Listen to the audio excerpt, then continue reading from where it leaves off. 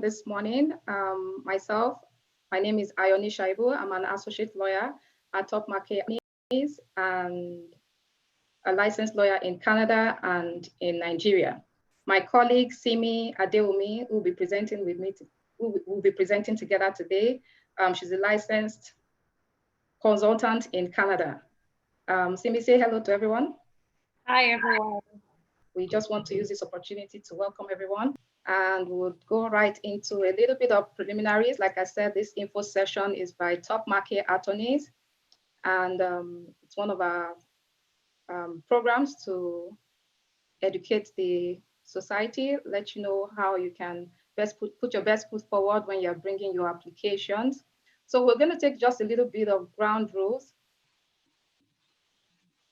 to set the ball rolling. Please kindly turn off your videos to save bandwidth. We would appreciate that because we know that there's quite a volume of people joining us today. So if you have your videos turned on, please kindly turn it off to save bandwidth. We would also appreciate that you keep your microphone muted throughout the session. It's just for us all to have a very smooth session. Use the chat button to submit your questions during the presentation. If after the presentation, during the question and answer session, you can use the raise hand feature of the Zoom app to indicate if you want to speak, and we would unmute you to speak.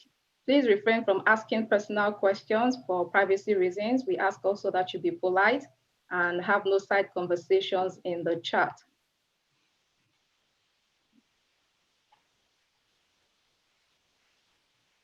So a little bit of a disclaimer. Again, the content of this session, it doesn't constitute direct legal or professional advice or any opinion of a kind. It's for general information purposes. So if you're looking for legal advice, we ask that you contact your counsel, or if you don't have one, you can reach out to us via our email, info@tpmattorneys.com. And by this session, please note that no attorney-client relationship is presumed or intended. And you're advised to seek, like I said before, specific legal advice by contacting your lawyers or contacting Topmarké Attorneys if you don't have one. We'll move on from this point. So in this session, we'll do a little bit of introductions. We'll talk about Topmarké Attorneys, why you want to immigrate to Canada, the Express Entry Program, like I said before. The focus of this program is the Express Entry Program. So we will not be going outside the Express Entry Program. We'll talk about the Federal Skilled Worker Program, the Federal Skilled Trade Program, the Canadian Experience Class. We'll look at the Express Entry Pass draws.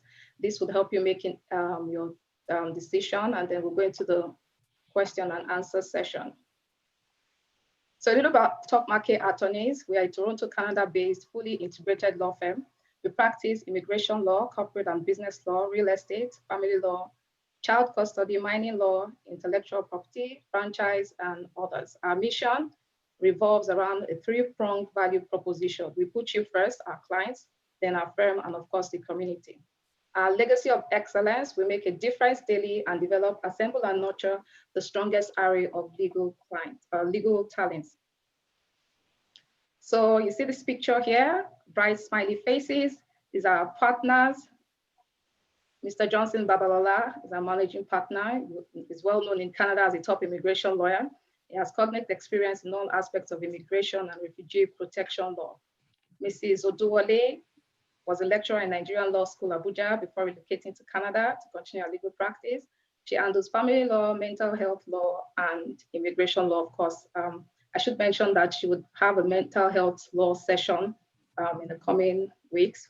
You would see it in the chat box, or you see it on our social media pages. Mr. Kireju is a transactional lawyer with experience in corporate and business law, real estate, and immigration law. I should also mention that he also has an Instagram live session coming up very, very soon. Please check the chat box and our social media pages. You will see that as well. Our associates, paralegals, immigration consultants, and assistants will come from different cultures, speak many languages, and we're experienced in all areas of our law practice. So I would say welcome again to those just joining us. Sit back and enjoy this session. If you have questions, leave them in the chat box and we'll attend to them during the question and answer session. So why immigrate to Canada? I'm sure you would have asked yourself this question. There are many reasons why you should come to Canada. It's a highly developed economy with excellent working conditions.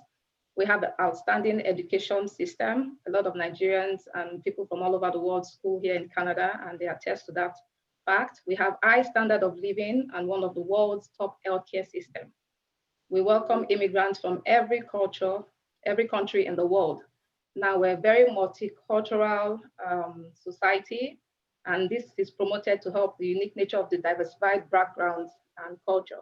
So I usually say that if you're in the mall and you're trying to get one or two things, you could hear someone speaking your native language right behind you, and it will feel like you're still back home. So immigration plans.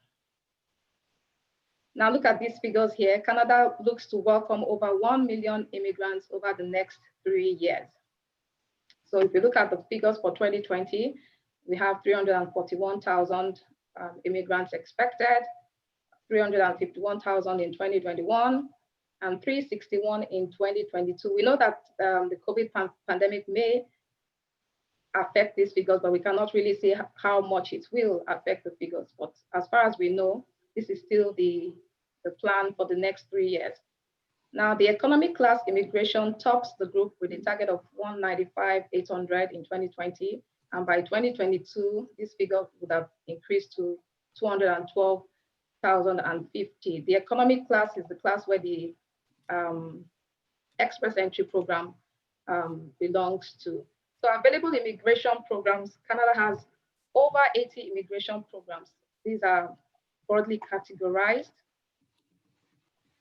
Let's see, into the economic class, which I mentioned before. There's the family class and there's the refugee class as well. Like I said before, focus is on the express entry program. Looking at the looking at the areas of immigration in Canada. There, like I said, or let me just say at this point, let me do the foundation that the express entry program is not the only program through which you can come into Canada. There's the investors program as well, for those that are business owners. There's a PNP, which we would round up by talking about the PNP just a little, to give you a background of what you should do next if you have issues with your express entry nomination. There's Quebec is a special province in Canada. It has its own immigration program. We have the Rural and Northern Immigration Pilot Program. That's a different one as well for some communities, not all. We have the caregiver programs, the study permit. Like I said, Canada has excellent schools. We have visiting visa if you're just coming only for a temporary visit and you're looking to go back. We have super visa, parents and grandparents.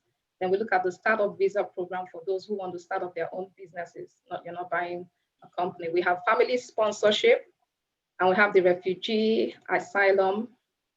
And asylum, those that come in because they have some reason to, they have fears, reason for leaving their home country, and they are running into Canada. So these are the different areas of immigration into Canada, and express entry is not the only program. So we can now go into the express entry program itself. The express entry program manages applications for 3 economic immigration programs. I will be talking about the Federal Skilled Worker Program, which I believe a lot of us may have applied to. My colleague Simi will be talking about the Federal Skilled Trades Program, the Canadian Experience, and the Canadian Experience class. So as outside these 3 express entry programs, which I said are the economic immigration programs, there's also something called the provincial nominee, which I'm pretty much sure that you're already aware of. So provinces and territories also recruit candidates from the express entry pool through the provincial nominee program to meet labor market needs. I already said before, please watch out for our info session on PNPs, because we won't be touching on the PNPs today, but I'll just give you a background of what to expect. So for the Federal Skilled Worker Program, if you have foreign work experience and you're looking to migrate to Canada permanently, this may be the program for you. There are a couple of requirements, so we'll go over these requirements step by step. The first step, you need to meet the minimum requirements. These minimum requirements relate to your work experience, your skilled work experience. So you have to be a skilled worker. Your skilled work experience, your language ability, we'll go into more details, your education. For language ability, the minimum Canadian language benchmark is 7, but as you would find out as we go along, it's not in your interest that you just get the minimum. For the express entry program, doing averagely is not your best option. For your education, get your educational assessment. It should be for immigration purposes, not for academic. Then you need the proof of funds for your family size. And of course, we'll touch on the admissibility issues that may affect your eligibility. So for skilled work experience, that was one of the first eligibility requirement I mentioned before. So aside the fact that it's an eligibility requirement, you also need this for your points. So your primary occupation must fall within one of the national occupation classifications. That's a NOC, O, A, sorry, 0A or B. I keep calling it O. So you have the managerial jobs, that's the NOC 0.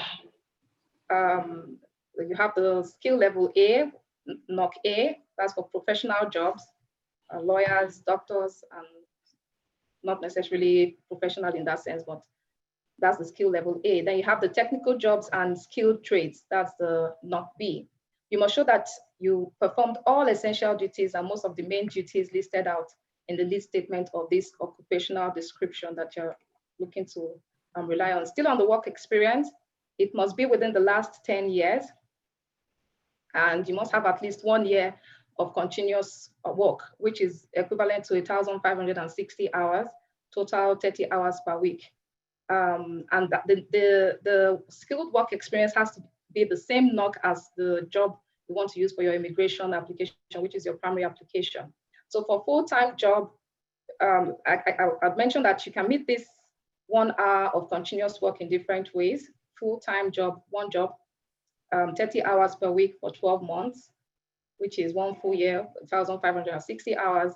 Then you have, if you're working part-time, you can also meet this requirement if you do 15 hours per week for 24 months, so long as it comes to the 1,560 hours, that makes a year.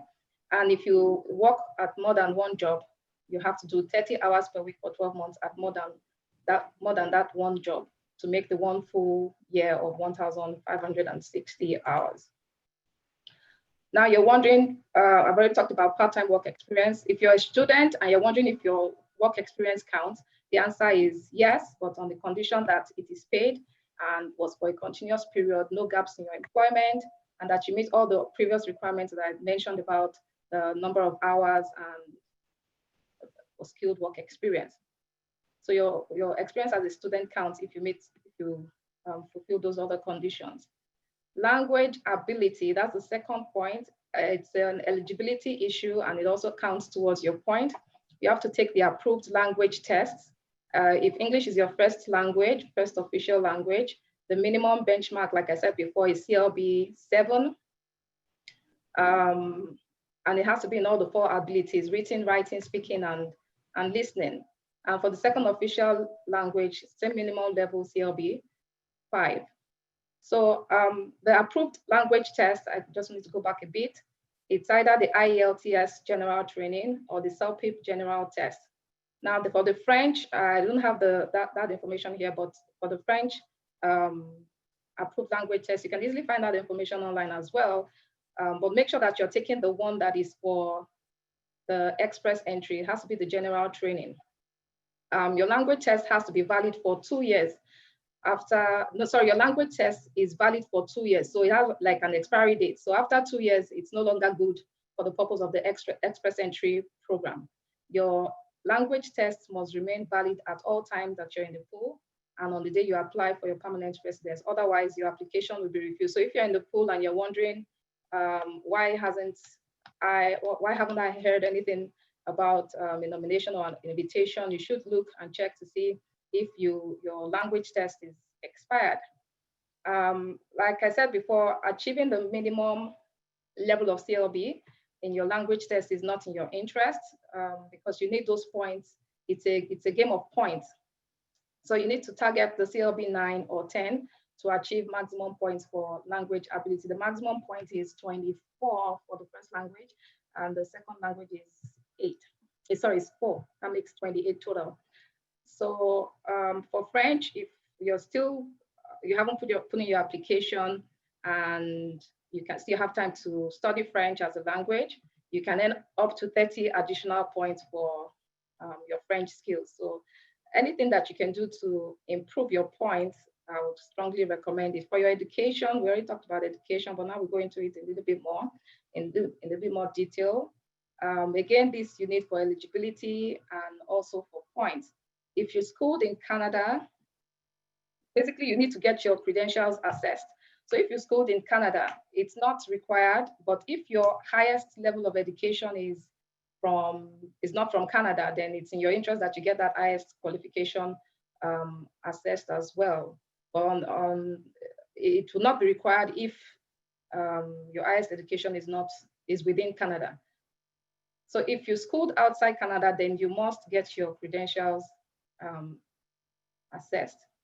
So if your credential has to be a completed credential, so if you're still in school and there's still a year to go, you cannot get that credential assessed for the purpose of your express entry eligibility. Now the credential assessment has to be for immigration purposes. You know that there's also credential assessment for academic purposes, but for the purpose of your express entry, it has to be for immigration purposes, and it has to come from a designated organization showing that your education is equal to a completed certificate, diploma, or degree from a Canadian secondary institution. Basically, you need to have your highest level of education assessed if you're schooled outside Canada. So the designated organizations that can help with your, excuse me, that can help with your credential assessment, you have WES, which is the World Education Services. You have the Comparative Education Service, University of Toronto, School of Continuing Studies. You have the International Qualifications Assessment Service, International Credential Evaluation Service, and I should mention, I don't know if I mentioned that, as the International Credential Assessment Service of Canada. These are the designated organizations that can help with your credential assessment. Now, for professional bodies, say for example, you're a lawyer, pharmacist, a doctor, you need to contact the regulatory body in the province where you plan to live to find out if you need a license to practice. So for example, for lawyers, it's not, you can't say I'm called to the bar in Canada. You are called to the bar in a province. So to get your credential assessed, you need to go to the province that you're looking to live in to find out about the organization that would help with your professional qualification assessment. Now, for this, still on the qualification assessment, the report must not be more than 5 years old on the date you submit your express entry profile. So for those in the pool, please check again, is your ECA still, has it expired or is still valid? Submit your express entry profile. Your ECA must not be more than 5 years old on the date you do that and on the date you apply for your permanent residence. Once you get your ECA report, that's the Educational Qualification Assessment, Credential Assessment, enter the results and reference number in your express entry profile, keep your original documents, and be ready to upload once you receive your invitation to apply for PR. Now, the third eligibility requirement of the fourth is the proof of funds. You need this strictly for eligibility purposes. It doesn't really count towards your point. And this depends on your family size. So for, you may be asking, do I really need to show proof of funds? Well, if you're working in Canada, you have a valid job offer from an employer in Canada, and you're authorized to work, maybe you have a work permit, then you don't need proof of funds. You don't need to show proof of funds. You have a work permit that allows you to work in Canada and you have a valid job offer. You don't need proof of funds to show proof of funds at that point. But other than that, you need to show proof of funds, and it's an eligibility criteria. As you would see from the table, the larger the family size, the more the proof of funds that you need to show evidence of. We'll talk a little bit more about the proof of funds. But if you're coming alone, you see that you just need 12,000. These figures are in Canadian dollars. $12,960 is the proof of funds that's required. And if you're looking at the family of 7, you're looking at over 34,000. I won't recommend that you have the exact amount. I would say to do more than this, just to be, because it's an eligibility requirement, I would say to do more than the 12,960 if you're 1. And if you're 5 or 7, as the case may be, make sure you go above these figures. Like I said, it's a game of numbers. Proof of funds. So the acceptable proof of funds, your proof of funds must be readily available to you once it's required. If it's, it has to be in cash or like money in the bank. And it must be available to you both when you apply and when you're issued your permanent resident visa. Unacceptable proof of funds, borrowed money. Another example is equity on real property. Now, the last point on the issue of eligibility is admissibility. There are different reasons why people may be found to be not eligible to apply. And these admissibility grounds, some of these are like you've been involved in violence or terrorism, espionage, security issues, attempt to overthrow the government. You have human rights violations, for example, war crimes, or you're a senior official in the government engaged in gross human rights violations. That may affect your eligibility. Committing a crime while under the influence of drugs or alcohol, it's a big no-no. It would affect your eligibility. And then being a member of an organized crime, smuggling, money laundering, those are inadmissibility grounds. Another ground you should be looking at is the financial reasons. If you're unable or you're unwilling to support yourself and your family members, that will be an eligibility issue, inadmissibility issue as well. Misrepresentation, I should stress on this one. You need to be truthful in all your applications, your documents, and even in filling the forms. Don't take for granted when you're filling the forms.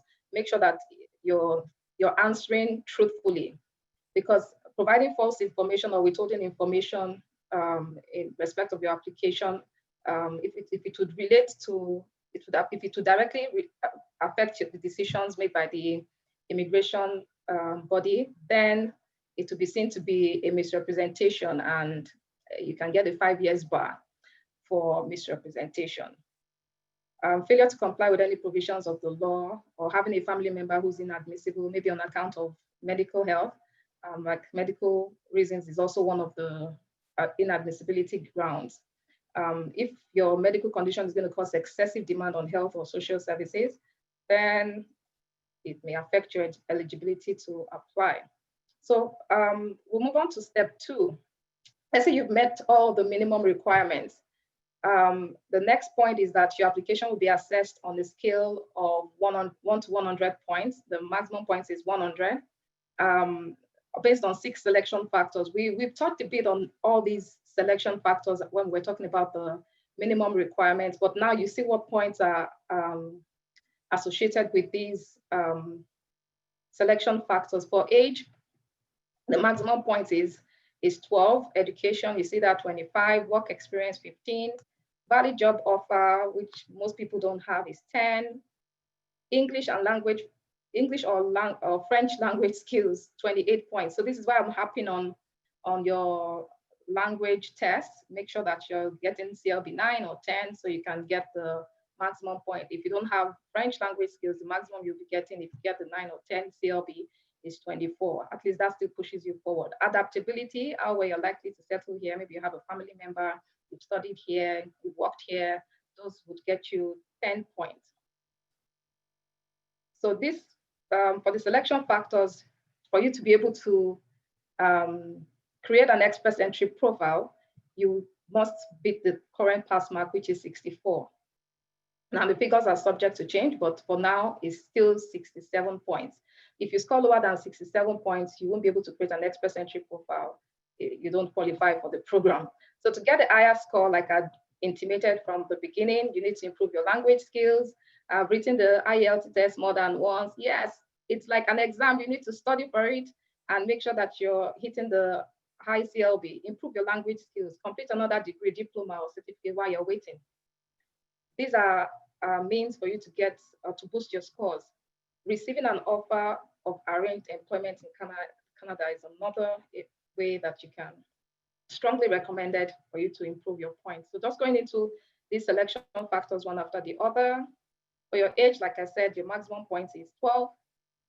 The older you get, the lesser your score age-wise. So if you're under 18 or you're not even eligible to apply if you're under 18, and if you're 47 years and older, you don't get any points for age.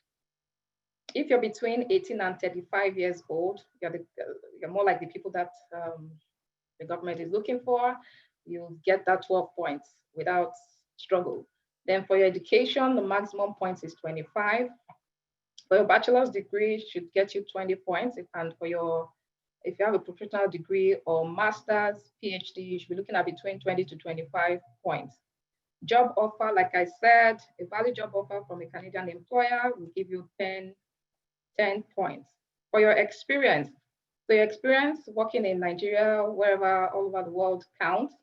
And for that, you can get a maximum points 15, depending on the number of years of experience that you have. The more the merrier. The more experience you have, the more points you have. The less experience you have, the fewer your points. On adaptability, maximum point is 10. You and your spouse or common law partner who will immigrate with you to Canada earn points for adaptability. Let's go here. So let's talk about the English and French language skills as another selection factor. Here, like I said before, maximum points is 28. And for your first official language, let's say it's English, the maximum point you can get is 24. I said, don't aim for the minimum level CLB 7, aim for CLB 9 or 10. For a second language, the second language maximum point you can get is 4. If you look here, you will see the CLB 9 or 10.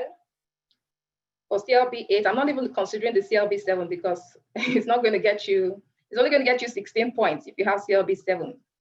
If you have CLB 8, you get 20 points. And if you have CLB 9 or higher, that's CLB 10, highly recommended, you get 24 points.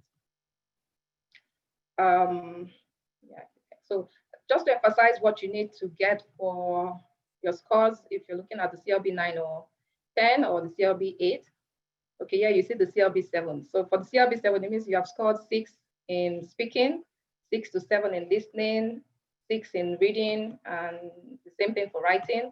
And then in this way, you get 4 points for each ability test.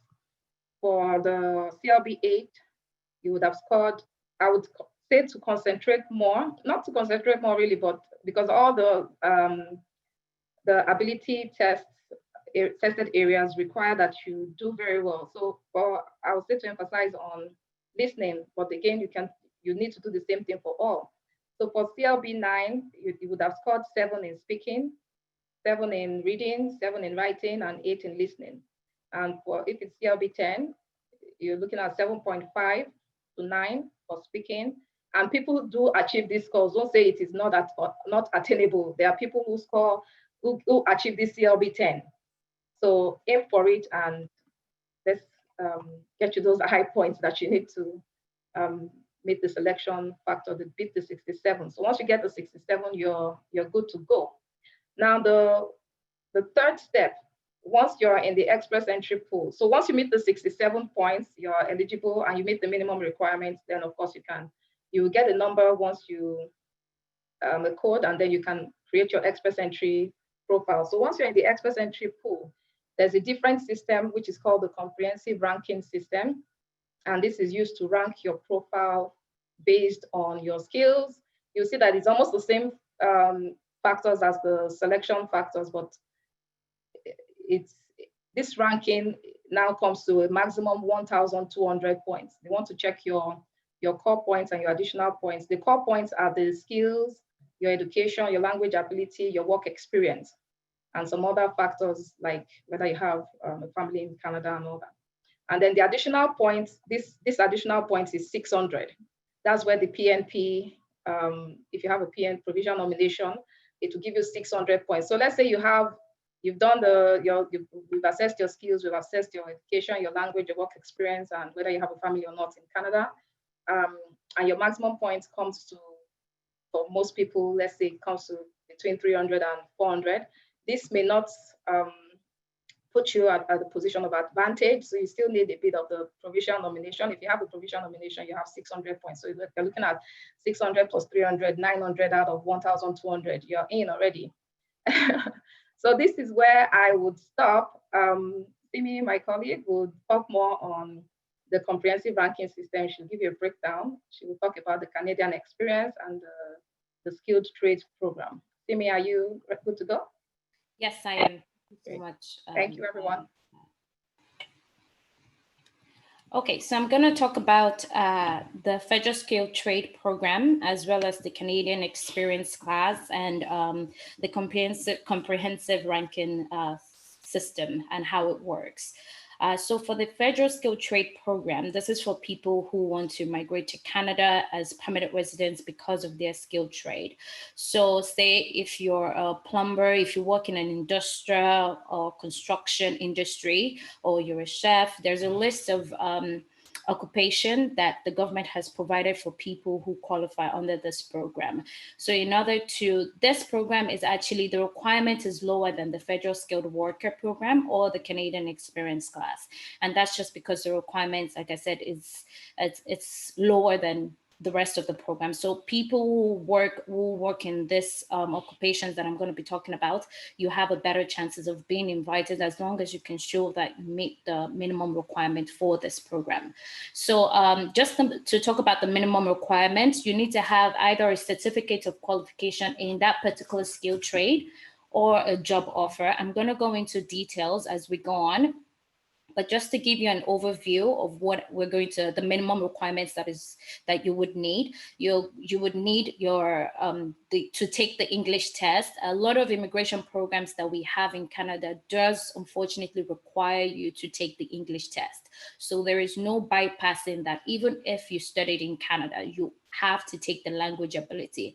However, the only difference that would have is depending on the immigration program that you're going to be taking, that you're going to enroll in, the language requirements might be different. So for the Federal Skilled Trade Program, the language requirement is lower than the Federal Skilled Worker Program. So I'm going to go into that as we go on. And then obviously you also need to meet the other requirements, which is the admissibility, like my colleague had addressed, the proof of funds, which we'll also go on to talk about. So, for example, like I said, the language requirements, what do you require in order to meet the minimum requirement for the program, for the Federal Skilled Trade Program? So you need to have, in speaking and listening, you need to have a CLB 5 in the English. For reading and writing, you need to have a CLB 4. If you're taking the TEF or the French, which is the French test, you need to also meet the same requirement CLB, the NCLC 5 or in speaking and listening. And in reading and writing, you need to have the NCLC 4. This, like I said, is based on what my colleague has said. For the minimum requirements, for the language requirements under the Federal Skilled Worker, you're looking at the CLB 7 in all components of the test. So compared to that, you can see that this is much lower. As long as, if you work in the industrial construction industry or as a chef, or this is something that could be of benefit for you, because like I said, the language requirement is much lower. So there's no pressure for this particular requirement. The other requirements is the experience. You have to have 2 years in the past 5 years. Like I said, there's a list. This is like the group of occupation that you need to be working in order to qualify under this program. So either in the industrial, electrical, construction trade. So if you want to know whether or not your experience or your current employment qualifies under the Federal Skilled Trade Program, you can go on the CIC website and check for the National Occupational Classification Code and look for any job or work under the 7-2 group 7-2 that starts with 7-2, 7-3, 8-2, 9-2, 6-3-2, 6-3-3. If your experience falls in either of this occupation codes, then it's a likelihood that you may also qualify under this program, as long as you also meet the other requirements. Like I said, you need to have 2 years in the past 5 years to be able to qualify. You need to show that your experience meets the list of jobs, the list of duties that you are supposed to have fulfilled under this particular group of occupation that you may fall under. Besides the experience, the job offer you need to have either a certificate of qualification, like I said, or a job offer. So depending on which one you have, so if you have a certificate of qualification, the proof of funds is dependent on whether or not you have either of this. So if, for example, you have a job offer that is valid for at least 1 year in, say, Manitoba, for example, which is a province in Canada, in that particular instance, you would not need to show proof of funds because you have a job offer that you have something to say that you're going to be working, right? So a way for you to show that you're going to be supporting your family, you're going to be financially independent. If you don't have that, you need to have a certificate of qualification that is issued by a Canadian province or territory or federal authority.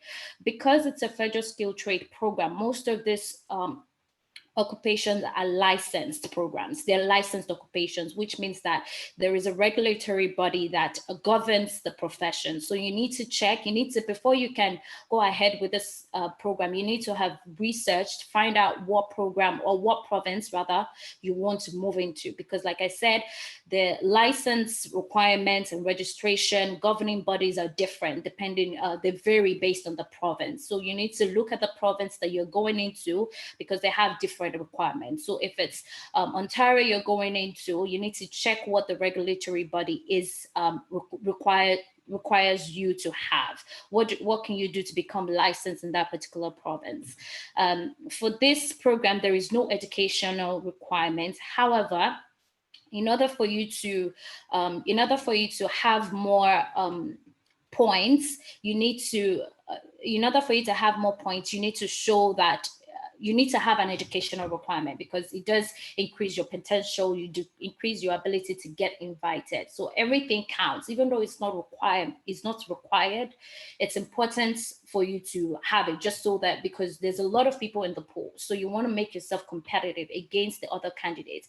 You're looking at people who have PhDs, people who have masters, people who have aced their language test. So you want to make yourself as competitive as possible so that you can increase your ability to get an invitation to apply.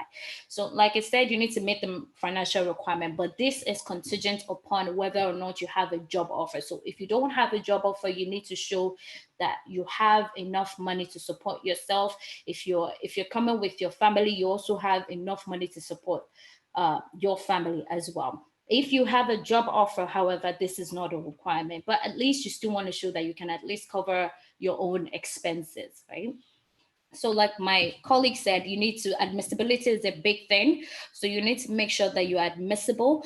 One thing that I would also like to mention is that if you're completing the application, regardless of whether or not your family member is going to be coming with you, it's important that you include their name, even though they're not going to be coming with you. So if for example, you have your spouse who is going to be migrating with you, or maybe not migrating with you rather, but you have a spouse, you need to include the information so that immigration can also run through some background checks. It's a requirement for everyone. Whether the immigration requires that you include all your family members and you have them go through the admissibility requirements, regardless of whether or not they will be migrating with you. If you don't, that can deter their ability to come into Canada in the future. So you want to make sure that you don't cause a future halt to their migration.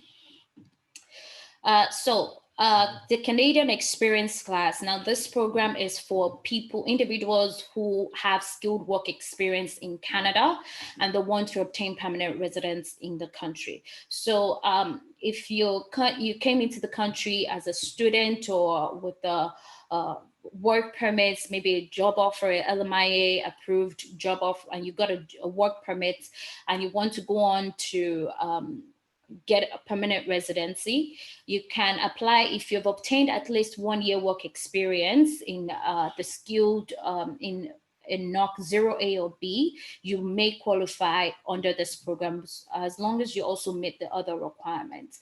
So for this particular program, the language ability also is a bit lower, but that's also because you're here in Canada. So they require you, unlike the Federal Skilled Worker Program, which requires you to have CLB 7, a Canadian Landmark Benchmark 7 for either you're working under the NOC 0A or B.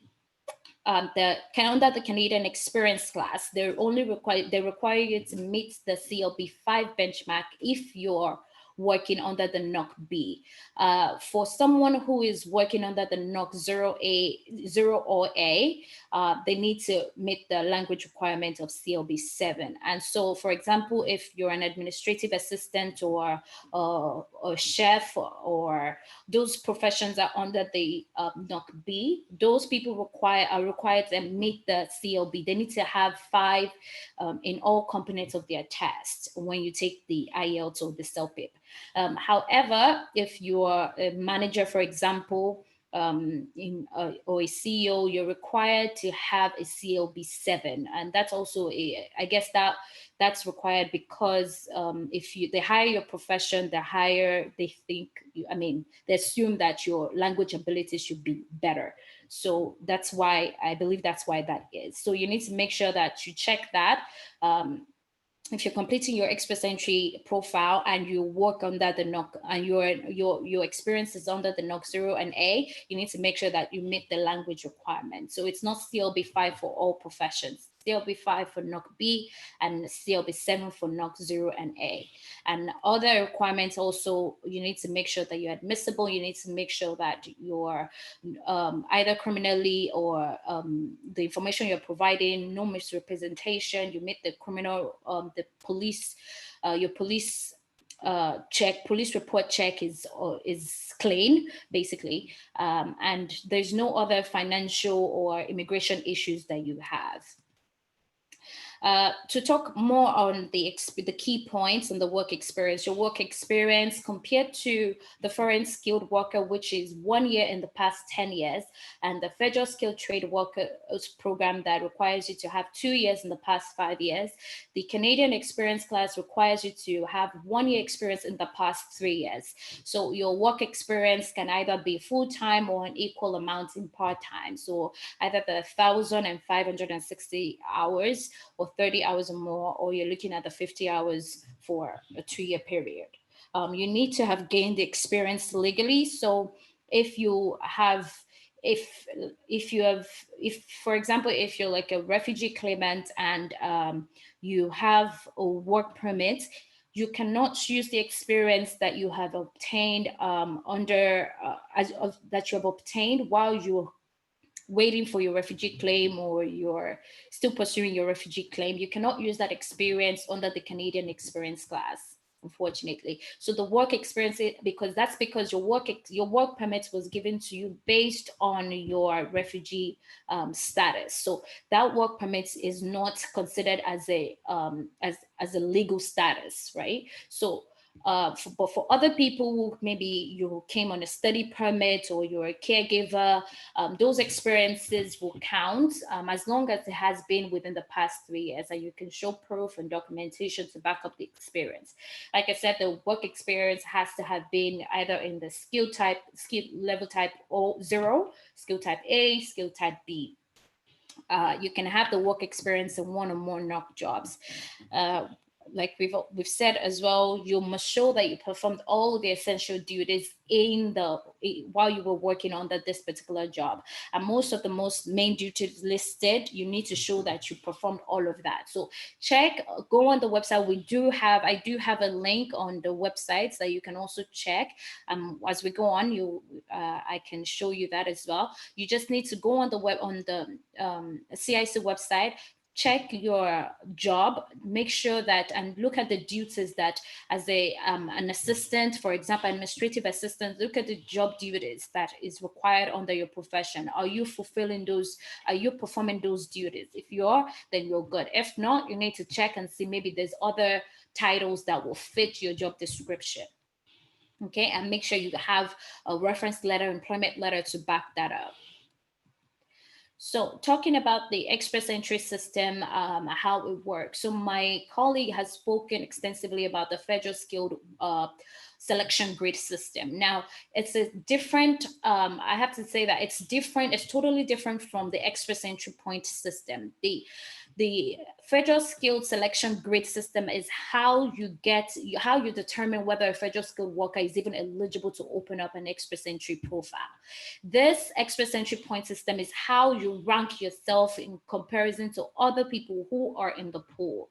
So the federal skilled worker program requires you to have 67 out of 100. That would, if you have a 67, you'll be able to get up. You'll be able to create a profile. However, just because you're able to create a profile does not automatically mean that you're going to get invited. What it means that you can create a profile. Can you select your provinces that you might be interested in? Yes, you can do that.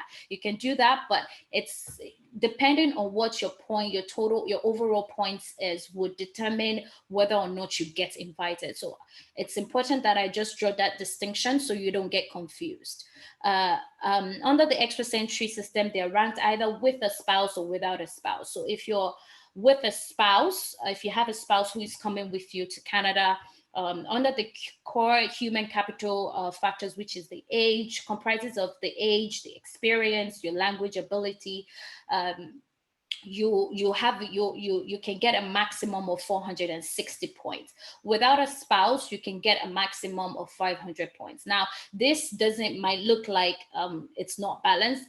With a spouse, the reason why the maximum here is 460. With a spouse, you also have an additional 40 points that will be awarded to your spouse, depending on whether or not they meet the requirements. So going on to the age, this is for, again, keep in mind that this is for the express entry point system, not the federal skilled selection grade system. So the 20, you can, in order for you to calculate your point under the express entry system, the most points is awarded for people who are within the ages of between 20 to 29. You get a maximum of 100 points. 30 and anything above that, you get 5 points less. So if you're 30, you get 95. If you're 31, you get 90. If you're 85, if you're 32, you get 85. So, and if you're 40 years of age, you're looking at 45 points. And if you're 44, you're looking at 5. If you're 45, you're looking at 0. So 45 or older, you get no points for your age. I would say at that point, it might be better for you to look at provincial nomination programs, depending on what your overall score is, because a good chunk of the point is also not there because you can't get points for age.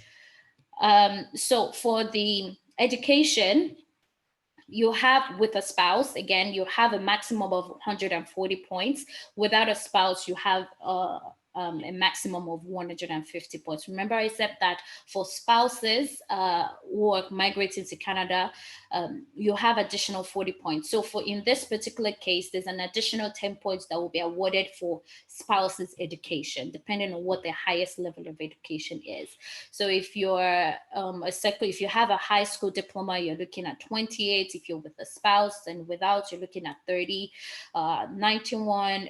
If you have just a 1-year degree, you're looking at 84 points with the spouse. If you have a 2-year program, you're looking at 91. Bachelor's, you're looking at 112.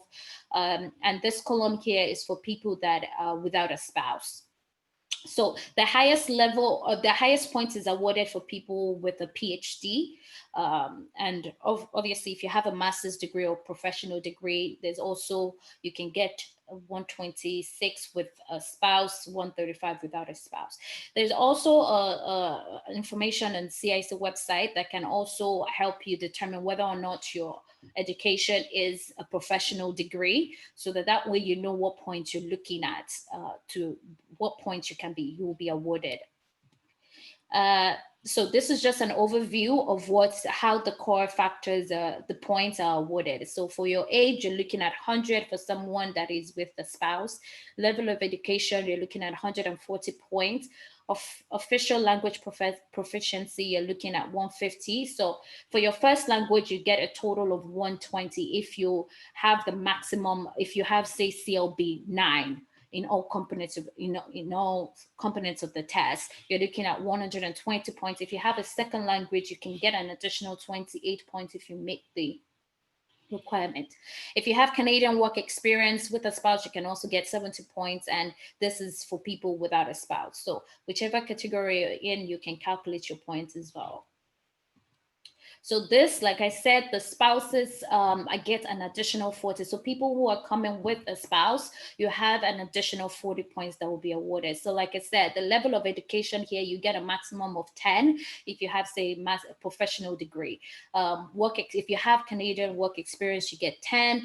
If you have the official, if you get a CLB 7 and above, for example, you can at least get your points to a maximum of 20. So even though the principal applicant has the burden of making sure that they do well in their test, having your spouse do just as well is not a bad idea, because like I said, they also have an ability to increase your point as a whole. So you want to do everything that you can to make to get the most points that you can while you're putting your details on the profile, creating your express entry profile.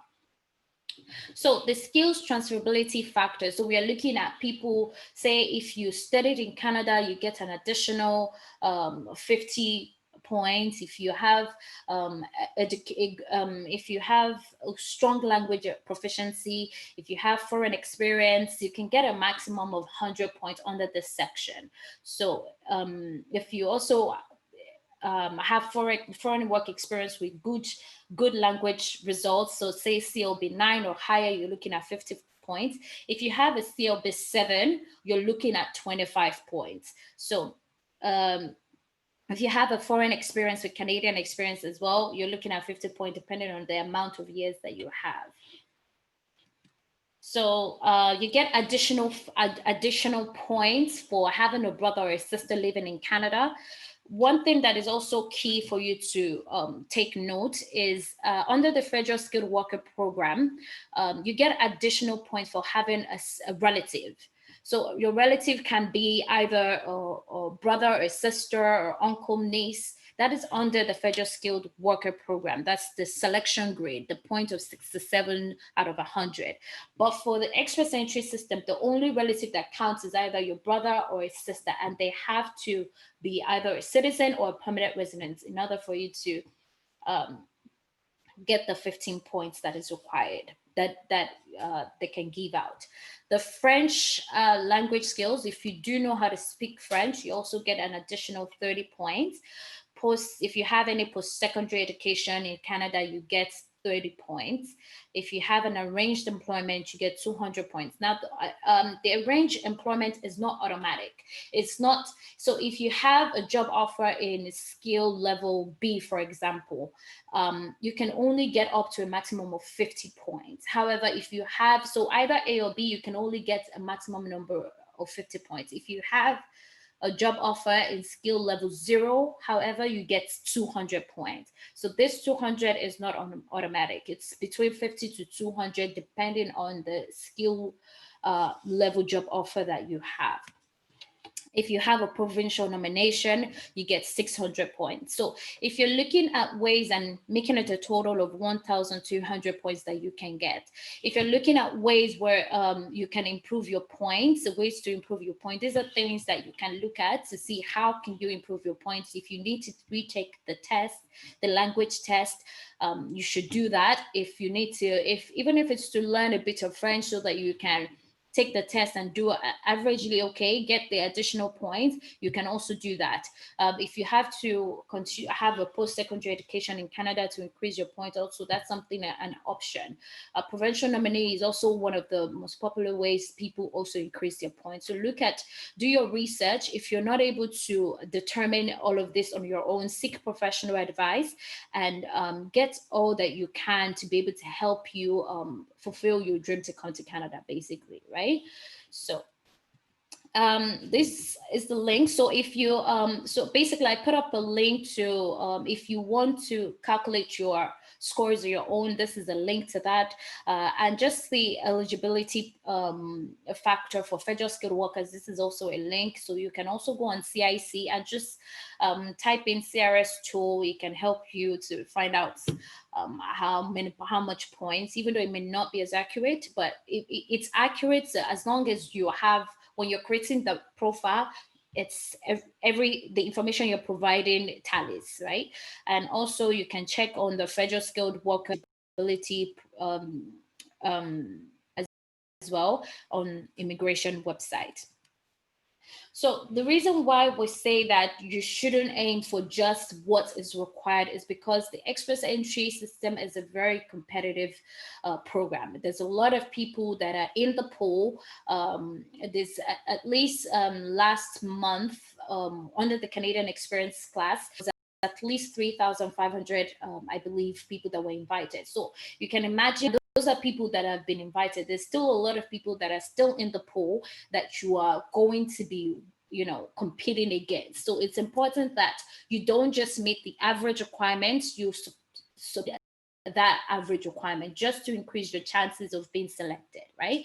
So this is just a breakdown of what the points past draws have been, just to give you an idea of what you should be looking at obtaining, right?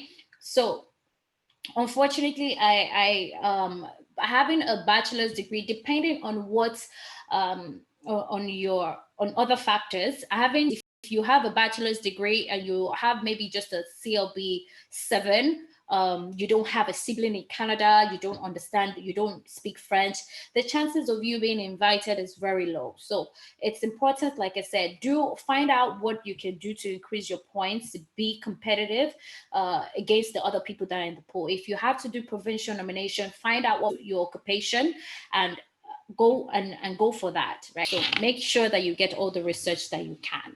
So for the federal skilled trades, like I said, the requirement for this federal skilled trade is all 3 programs, as long as you meet the requirement. So it's not, you can also qualify under the federal skilled trade and the federal skilled worker. When you open up your profile or you submit your profile, it's not a one size fits all. It's not Canadian work experience and you have federal skilled work experience, likely you can look at what works for you. If this is not it doesn't occur as frequently as the other programs in 19, and we're looking at people with as low score as 300 will go to get their PR.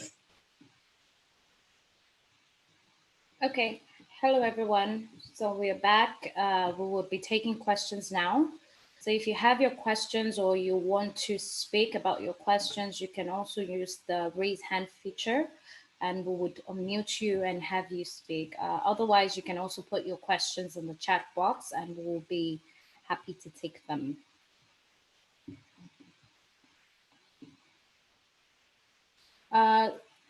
So someone is asking, how long does the whole application process take, assuming I get all the minimum scores required? So you're looking at 6 months or more, ideally, but the government has promised that they will process the application. They would like to process the application within 6 months.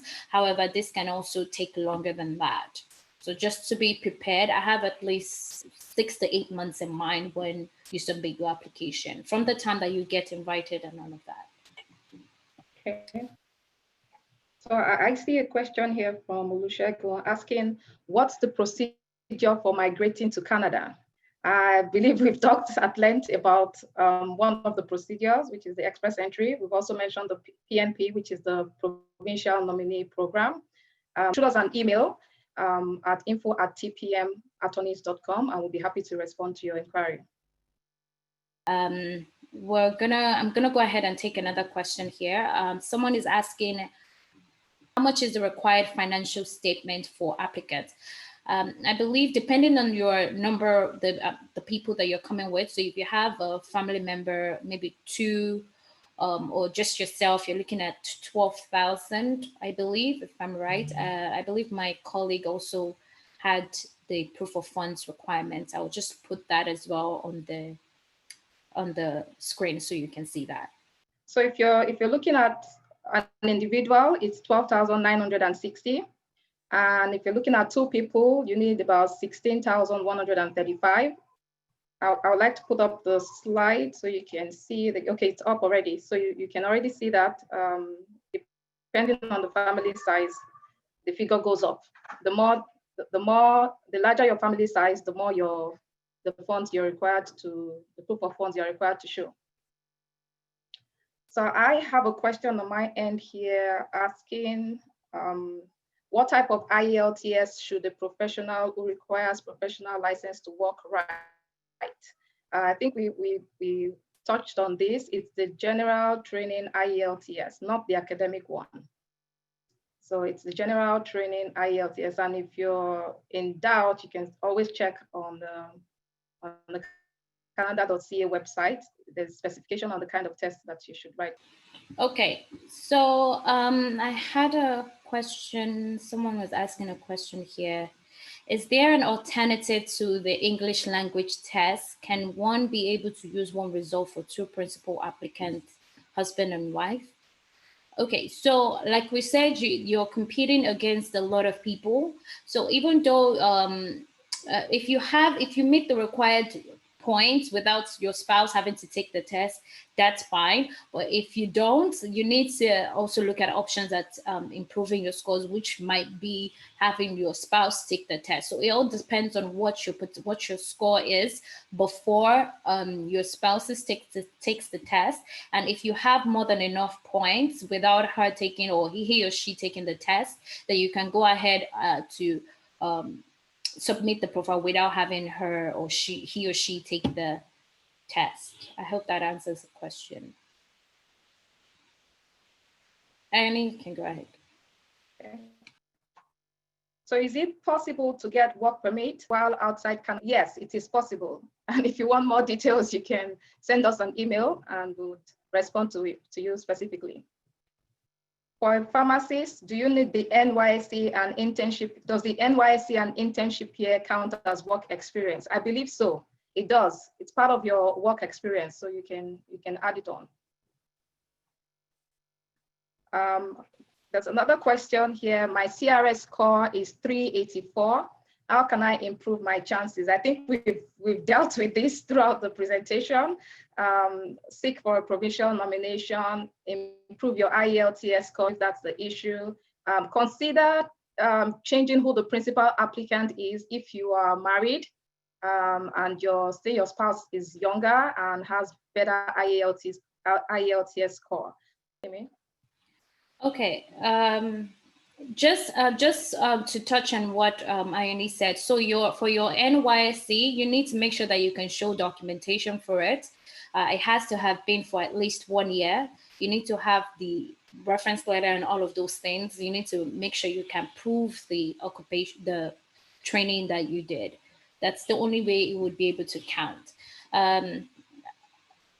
I'm just going to take, what is the minimum requirement for the IELTS? So I think we also mentioned this, depending on what program that you are looking at. So if you're looking at the federal skilled worker, you're looking at CLB 7. So meaning that you need to have at least a 7 in all sections of the test. So if you're doing an IELTS test, you need to do get at least a 6, between a 6 and 6.5 in all sections of the test. We encourage you to aim higher also, just so that you have more, you have enough points against other people that are in the pool.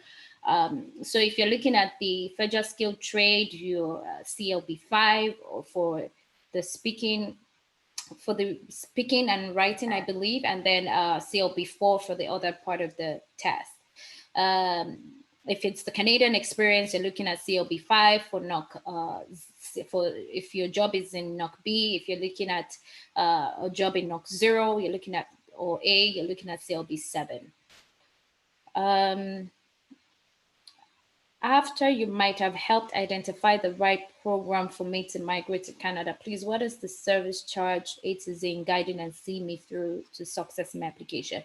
Send us an email and then we'll be able to respond to your inquiry about what our services will include. For Modupe Oluwa Abujabi, you've asked to increase my point. Can I write a professional exam that is Canadian-based? Yes, you can.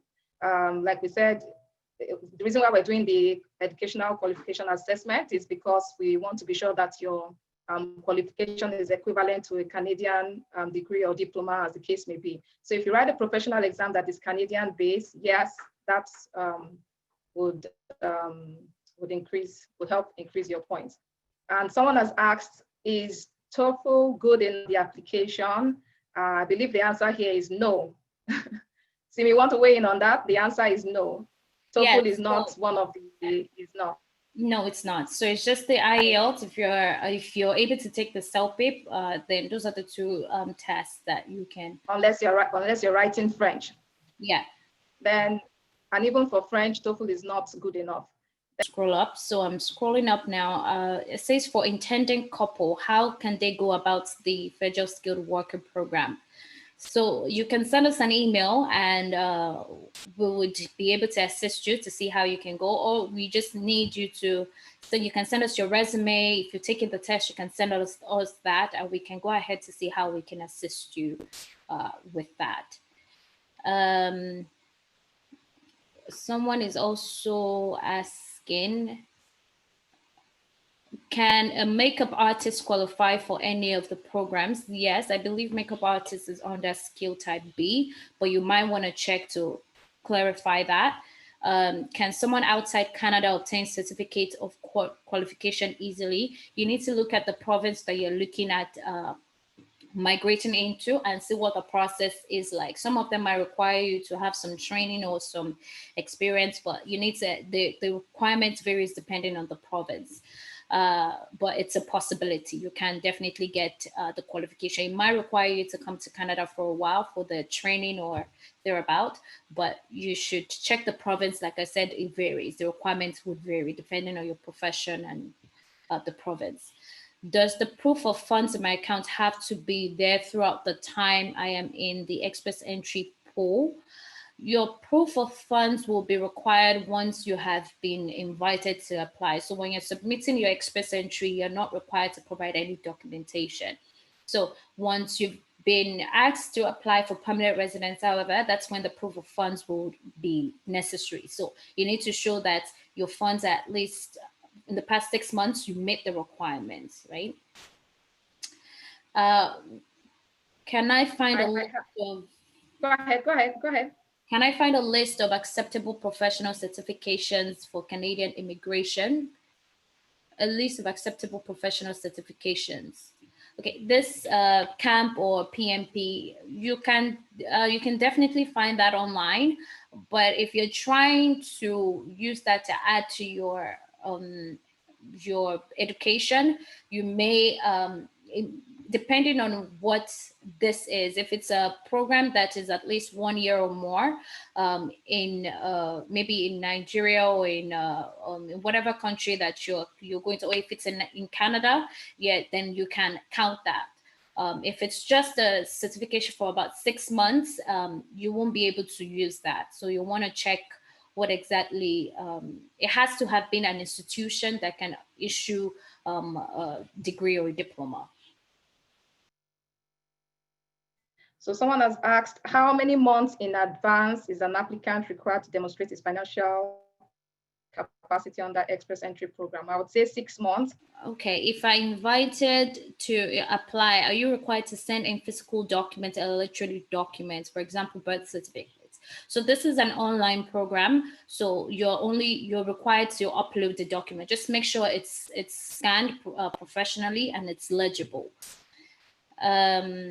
Is it possible to get exempted from the language exams? If so, what? So like I said, regardless, unfortunately, you cannot get exempted. It's a requirement, which requirement might be lower. So for the federal skilled worker, if you want to do an investment program and even the exams, you have to take the language exams if you want to be language test.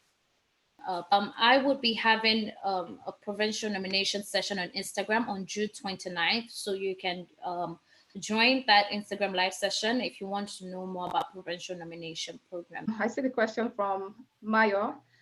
She's asking what is the difference between the TEF and the TCF French test? So the TEF and they're just different French tests that you can take. So you can either take the TEF or the TCF. There's this question here from Oludare. As an asylum seeker, and you self-sponsored yourself from some trainings while in Canada, can you apply for the express entry as well? I'm not sure that asylum seekers can apply for express entry. Simi? So you would have to, it's very complicated, but I think we've resorted to the fact that you can't, especially because you have to show where you're applying from. And if you're applying in Canada, you will not be able to do that because you don't have a legal status as of yet in Canada because you're still a refugee claimant. So especially if your claim hasn't been determined yet, or it's I think we've agreed that you cannot apply as a if you're a refugee claimant under the express entry system.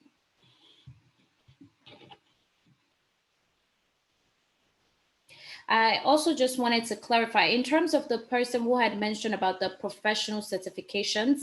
So what I had said was for professional certifications, they are not, first of all, you need to assess them. If it's just an ordinary, maybe a PMP, project management certification, for example, it's not going to be acceptable. So you need to show, if you're looking at getting a point for professional degree, you're looking at professions like an optometrist, as a lawyer, or like I said, I also provided a link to, you can go on website to see if your profession will be, will give you points for as a professional degree. However, for just professional certificates, you're not going to get points for that. In order for you to get points for additional education, it has to have been at least you have to get a diploma or a degree, either a 1 year or a 3 year or 2-3 year program. And the points that you get will vary depending on what it is. So if you have, for example, a 1 year diploma, we can get, say, I believe about 15 points. And if it's a 2 or 3 years under the federal skilled worker selection criteria, you can get about, I believe, 15 points. And if it's a professional degree, so a 3 year, then you can get more points for that. But if it's just an ordinary professional certification, you cannot get points for that. You need to show that you've gone to school to obtain the diploma or the degree. And you can get, the person also to ask, where can I get a full list? You can get the full list on CIC website. If you just go on professional degree, if you look at the Federal Skilled Worker Program or the Express Entry Program, there's a list of how can you get your education assessed, or how can you tell what points you get for your education. That will give you the list of professions, the points that you get for your professions, for your profession, and what profession qualifies as a professional degree. I said, remember we talked about the admissibility issue. So even if your spouse is not coming is not coming with you at the time that you completed the application, you need to make sure that you mention that you at least have a spouse, and you have them go through the security checks, admissibility checks, and all of that. So once you do that, you should be able to do that. Bring your spouse over, as long as you also make the other requirements for that particular, for the spousal sponsorship program. And if the process is still ongoing, you can inform IRCIC to update the file, and your spouse will at that point undergo the medical exam. So some of these questions are there's more attached to those questions, in the sense that we'll need to dig deeper to see the basis, and then we can advise further on those questions. So you can shoot us an email at info@tpmattorneys.com, and would respond specifically. So someone is asking, is there any age limits to applicants? I'm assuming, okay, so we listed, there's no age limits. You can apply, but there are points that are being awarded to you based on your age. So if you're within 20 to 29, you get the most points, and anything older than that. So if you're 30 and above, you're looking at 5 points. If you're say 30, you're looking at getting 95. If you're 31, you're looking at 90. So your points start to reduce the older you get. 5 points less.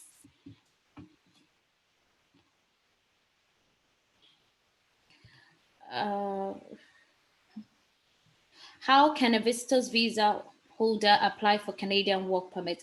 So if you can just send us an email, we would need more details to be able to assist with that. You can send us an email, we'll be able to respond to that. So for express entry, the same rules apply to everyone, regardless of the country. So whether you're coming from Nigeria, Ghana, Botswana, America, the same general rules apply to everyone if you're applying for express entry.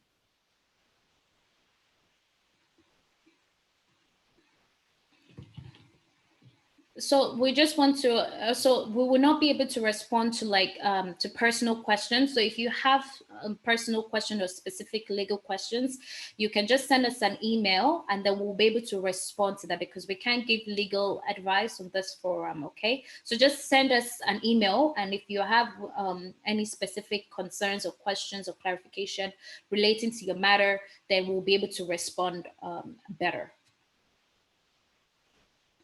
Is distance learning recognized? And is distant learning recognized? Ayoni, do you want to answer that? Distance learning, if it results in a degree, yes. If you're awarded a degree, the question is, are you awarded a degree or a diploma or a qualification recognized by the Canadian government? Yes. So it's not a certificate. It has to be a degree or diploma. Right. And remember, you're also, if it's an overseas education, you have to get it assessed. So depending on what the assessment comes up to, will determine what level of education it is. The Canadian government recognizes it to be. Which can give to you more points between getting a master's and doing a diploma that is Canadian based? Your master's will give you more points. It's a higher degree than a diploma.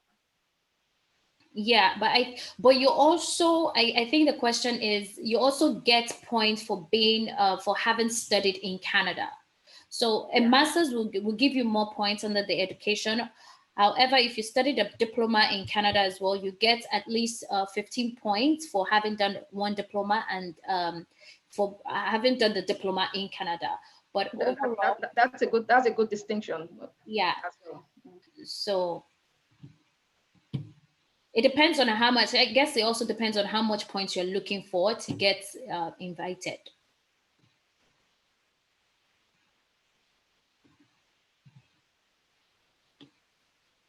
So if there are more questions, we would say to direct them. We need to bring the session to an end. Please direct them to us at info@tpmattorneys.com, and we will attend to your questions.